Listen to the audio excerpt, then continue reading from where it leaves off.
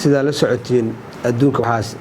waxa ku batay halista cudurkan loo yaqaan coronavirus-ka oo maalinta ka sii dambeysay si xooli ah ku socdo wadamo cusubna maalin ka sii dambeysay uu sii gaaray marka wasaaradda awqaafta iyo arrimaha diinta waxa mas'uuliyad ka saaran tahay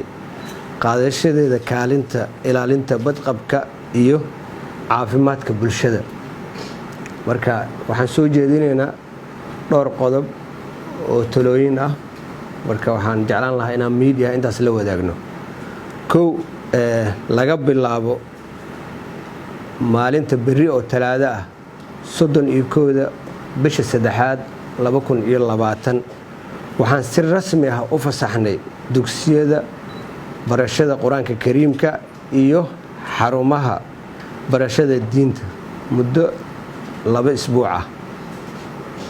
laga bilaabo maalinta berri oo talaado ah oo 31 bisha Maars 2020 in macallimiinta ee quraan akhriska badiyaan guryahooda ku akhriyaan taasna waa fareena sidoo kale waalidiinta inay ilaaliyaan xuquuqda macallimiinta taasna waa fareena in dadka waxaan soo jeedin lahayn in dadka ay ku dukan karaan guryahooda dadka inay guryahooda ku dukan karaan waan soo jeedinayna maadaama ay habboon tahay isu imaashaha in la yareeyo marka uu jiro cudurrada markay jiraan cudurrada faafa sida daacuunka cudurkan oo kale oo hadda aanan aqoon oo nagu soo kordhay in la yareeyo isu imaashaha in la raaco talooyinka wasaaradda caafimaadka iyo talooyinka madaxda qaranka guud ahaan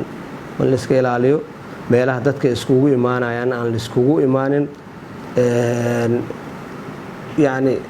آية القرآن كوحوا يا أيها الذين آمنوا خذوا حذركم في جنان تذكر في جنان هم وجيان نول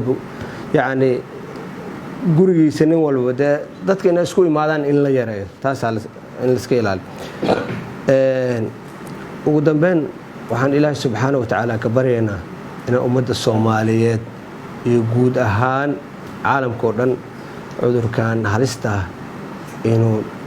naga badbaadiyo oo ummadda islaamka meel kasta ay joogaan ka badbaadiyo jazakumullahu khayr aad u mahadsantiin